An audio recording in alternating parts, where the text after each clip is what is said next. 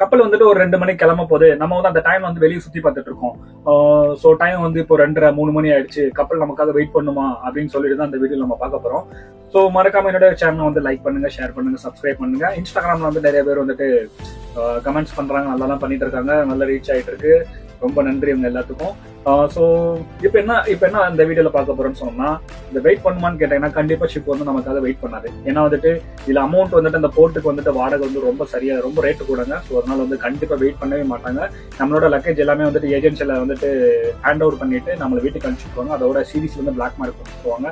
Next நம்ம contract கிடைக்கிறது ரொம்ப கஷ்டம். உங்களுக்கு தெரிஞ்சவங்க யாராவது ஷிப்ல ஒர்க் பண்ணுவாங்க, இது மாதிரி ஏதாவது ஆயிருக்கா அப்படின்னு சொல்லிட்டு எனக்கு மறக்காம கமெண்ட்ஸ்ல வந்துட்டு சொல்லுங்க, நம்ம பார்க்கலாம். ஏன்னா நானும் வந்துட்டு வெளியே போனேன்னா கண்டிப்பா அந்த டைம் வந்துட்டு நம்ம பார்த்துட்டு ஒரு அரை மணி நேரம் 1 மணி நேரத்துக்கு முன்னாடியே நான் உள்ள வந்துற மாதிரி பார்ப்பேன்.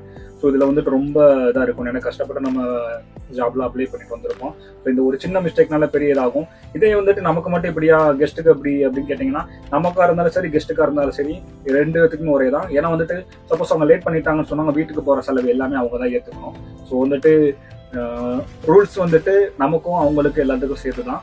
ஸோ அதனால கொஞ்சம் முன்னாடியே வந்து பாருங்க. ஸோ அவ்வளோதான் video. So see you, bye bye.